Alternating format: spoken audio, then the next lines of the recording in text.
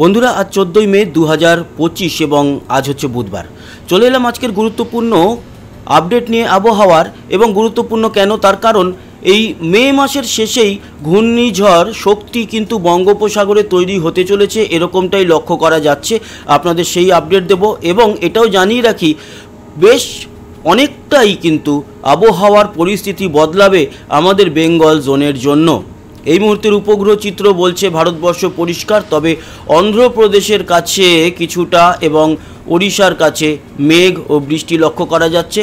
আমাদের বেঙ্গল জোনে পশ্চিমবঙ্গ পরিষ্কার, এদিকে বাংলাদেশ মোটামুটি পরিষ্কার থাকলেও ঢাকা সহ বাংলাদেশের উত্তর পূর্বে কিশোরগঞ্জ, মদন, মৌলভীবাজার, সিলেট এই মুহূর্তে মেঘ, কিছুটা জায়গায় বৃষ্টি লক্ষ্য করতে পারছি। ত্রিপুরার উত্তরে মেঘ রয়েছে এবং রয়েছে শিলচর ও আসামে বিক্ষিপ্তভাবে মেঘ। আমরা যদি আবহাওয়া রাডারে যাই তাহলে বৃষ্টি কিন্তু হালকা মাঝারি করে ঢাকা সহ এদিকে দেখতে পাচ্ছি কিছুটা শিলচর ও ত্রিপুরার উত্তরে হচ্ছে। পরবর্তী সময় আমাদের দক্ষিণবঙ্গেও কিছু জায়গায় বৃষ্টি আছে, তবে সেই সমস্ত আলোচনার আগে আপনাদের সঙ্গে যেটা আলোচনা করব সেটা হচ্ছে ঘূর্ণিঝড় শক্তি, যে নামটি দিয়েছে শ্রীলঙ্কা। সেই শক্তি ঘূর্ণিঝড় কবে নাগাদ তৈরি হতে পারে, কোন দিকে এগিয়ে আসতে পারে, সমস্তটা আপনাদেরকে জানাবো। 22 তারিখ পর্যন্ত আমরা যদি লক্ষ্য করি তাহলে হালকা ঘূর্ণাবর্ত বঙ্গোপসাগরে লক্ষ্য করা যাবে। তারপর 24 তারিখে যদি আমরা যাই তাহলে অনেকটাই মেঘের সমাগম এবং নিম্নচাপ লক্ষ্য করা যাবে বঙ্গোপসাগরে। 26 তারিখ গিয়ে কিন্তু ঘূর্ণাবর্ত তৈরি হচ্ছে এবং 27 তারিখ ঘূর্ণিঝড় তৈরি হওয়ার বিরাট সম্ভাবনা, আর 28 তারিখে সেটি আছড়ে পড়তে পারে বলে এখনও পর্যন্ত দেখতে পাচ্ছি। এবং ঘূর্ণিঝড়টি তৈরি হলেই সেটি 60 থেকে 62 কিলোমিটার অবধি পৌঁছাচ্ছে, এখনও অবধি 63। তার মানে ঘূর্ণিঝড় তৈরি হওয়ার মতো কিন্তু পুরো লক্ষণ এবং সম্ভাবনা বঙ্গোপসাগরে তৈরি হয়ে গেছে। আর এই ঘূর্ণিঝড় তৈরি হলে এখনও পর্যন্ত এর ডেস্টিনেশন হতে পারে বাংলাদেশ এবং কিছুটা আমাদের পশ্চিমবঙ্গের উপকূল। তবে এখনই শিওর বলা যাবে না যে এটি আমাদের পশ্চিমবঙ্গ এবং বাংলাদেশের উপকূলেই আছড়ে পড়বে কি না, তাই আমাদের আরও কয়েকটা দিন অপেক্ষা করতে হবে। আজকে 14 তারিখ, আমাদের হাতে এখনও 13-14 দিন টাইম আছে, তাই দিন 5-6 পর আরও কিন্তু স্পষ্ট বোঝা যাবে। আমরা রেগুলার আপডেট দেব, আশা করি আপনারাও যুক্ত থাকবেন এবং এই শক্তি ঘূর্ণিঝড় তৈরি হচ্ছে কিনা এবং হলে কোন জায়গায় আঘাত আনতে পারে, কীরকম গতিবেগ, সমস্তটা আপনাদেরকে জানিয়ে দেব। আপনারা আগে থেকেই সমস্ত খবর পেয়ে যাবেন এবং প্রিপারেশন নিতে পারবেন যদি আপনার অঞ্চলে ঘূর্ণিঝড় আসে, তার আগে যা যা করা উচিত তার জন্য।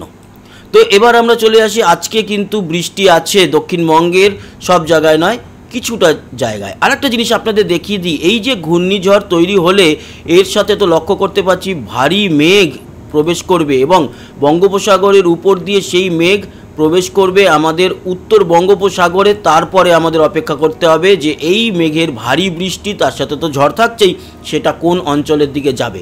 মেঘ যে বিরাট মাপের জমায়েত হবে সেটা তো আপনারা দেখতেই পাচ্ছেন। আর এই মুহূর্তের উপগ্রহ চিত্র অনুযায়ী বঙ্গোপসাগরের উপরে কিন্তু মেঘের জমায়েত শুরু হয়ে গেছে। আচ্ছা, এবার আমরা আসি বৃষ্টি ও বজ্রমুডে।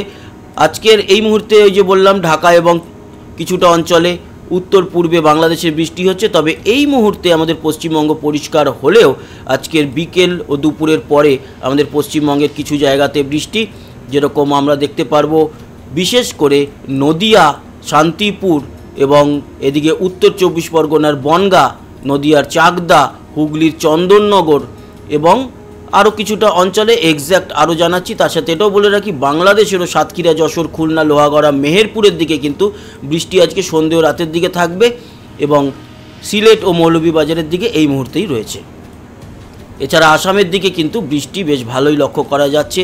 আগামী কালকের দিনটা যদি দেখে নিই তাহলে আমাদের উত্তরবঙ্গে ফাটিয়ে বৃষ্টি আজকের মাঝরাতের পর থেকে এবং 15 তারিখ পুরো দিনটা জুড়ে যেটা আমরা দেখতে পাচ্ছি, তাতে বিকেল ও সন্ধ্যার দিকে আবারও দক্ষিণবঙ্গেও বৃষ্টি আছে এবং উত্তরবঙ্গের বৃষ্টিটা আগামী কয়েকটা দিন রেগুলার বেসিসে আমরা দেখতে পারবো। বিক্ষিপ্তভাবে বৃষ্টি মাঝে মাঝে দক্ষিণবঙ্গেও থাকছে এবং দক্ষিণবঙ্গে কিন্তু এবার পরিবর্তন আসতে চলেছে, আসবে তাপমাত্রাতেও পরিবর্তন। আচ্ছা, কোন কোন জায়গায় আজকে বৃষ্টি আছে, পরিমাণ কীরকম সেটা আমরা দেখে নিই। আজকের বৃষ্টি যেটা আছে আমাদের মূলত দক্ষিণবঙ্গের, সেটা কোন কোন অঞ্চলে, উত্তরবঙ্গের রয়েছে কাল ভোর পর্যন্ত যে বৃষ্টিটা দেখতে পাচ্ছি তাতে উত্তরবঙ্গের আলিপুরদুয়ার, কোচবিহার, শীতলকুচি, দিনহাটা, এদিকে ধূপগুড়ি, জলপাইগুড়ি, মাথাভাঙা, তুফানগঞ্জ হালকা মাঝারি বৃষ্টি, শিলিগুড়িতেও লক্ষ্য করা যাবে, দার্জিলিংও লক্ষ্য করা যাবে এবং ইসলামপুরের কাছে হালকা মাঝারি বৃষ্টি দেখা যাচ্ছে। আমরা দক্ষিণবঙ্গে যদি আসি, আজকের বিকেল ও সন্ধ্যার দিকে বৃষ্টি থাকছে হাবড়া, বনগাঁ, তারপরে স্বরূপনগর, বাদুরিয়া, টাকি, বসিরহাটের দিকটাতে, আর কাঁচরাপাড়া, চাকদা হালকা মাঝারি, চন্দননগরের দিকেও এই বৃষ্টি দেখতে পারবো। বাংলাদেশের সাতক্ষীরা, যশোর, খুলনা, শৈলকুপা, পাবনা, নগরপুর, ফরিদপুর, ঢাকা, কাপাসিয়া, সিংড়া, সিরাজগঞ্জ, সরিষাবাড়ি, ময়মনসিংহ, চররাজীবপুর, বাগমারা, বিশ্বম্বরপুর, সিলেট, মৌলভীবাজার, এছাড়া শিলচরে থাকছে বৃষ্টি। আসাম জুড়ে কিন্তু বৃষ্টি দেখতে পারবো। পাঠশালা, এদিকে গুয়াহাটি, তেজপুর, তারপরে ডিব্রুগড়, নর্থ লখিমপুরের দিকে ভালো পরিমাণ বৃষ্টি আছে। এবার যদি আমরা দেখি 14 তারিখ থেকে 16 তারিখের বৃষ্টি, দক্ষিণবঙ্গে কিন্তু 15-16 তারিখের দিকেও বৃষ্টি থাকবে এবং বীরভূম সহ মুর্শিদাবাদ, নদিয়া, বর্ধমানে বৃষ্টি। উত্তরবঙ্গে ভালোই বৃষ্টি থাকবে, বাংলাদেশ জুড়ে মোটামুটি ভালোই বৃষ্টি দেখা যাচ্ছে। একেবারে দক্ষিণে মঠবাড়িয়া বা কলাপাড়া, বরিশালের দিকটাতে খুব একটা বৃষ্টি নেই।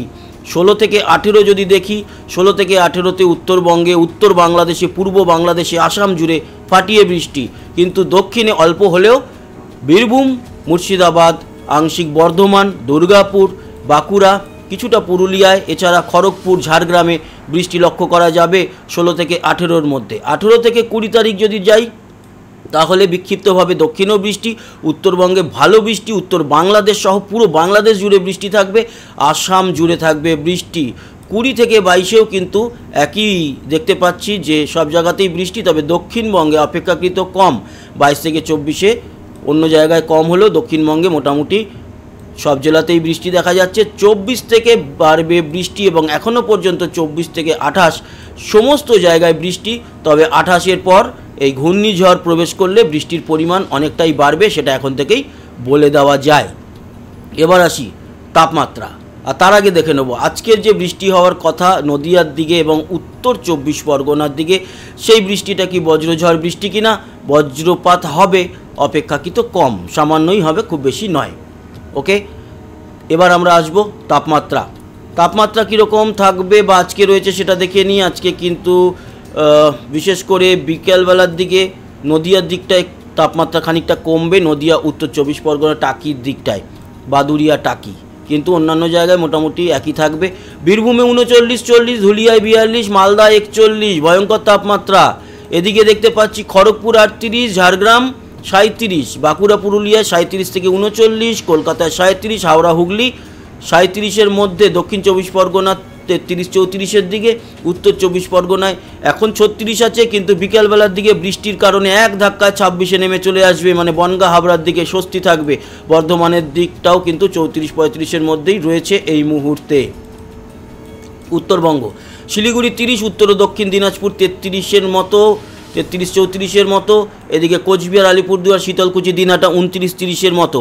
বাংলাদেশ জুড়ে মোটামুটি 32-33, তবে ঢাকার দিকে 28, বাকি খুলনা, বরিশাল 34, 38 খুলনায়, রাজশাহী, মেহেরপুরও 37, কুমিল্লা 35, চিটাগাং, মহেশখালী, কক্সবাজার, রাঙামাটি, লংগদু এগুলো সব 33-34-এর মধ্যে। ত্রিপুরাতে তাপমাত্রা এই মুহূর্তে 34-35-এর মতো, শিলচর 33 এবং আসাম জুড়ে 28-29, কোথাও কোথাও 27, এই হচ্ছে আজকের তাপমাত্রা।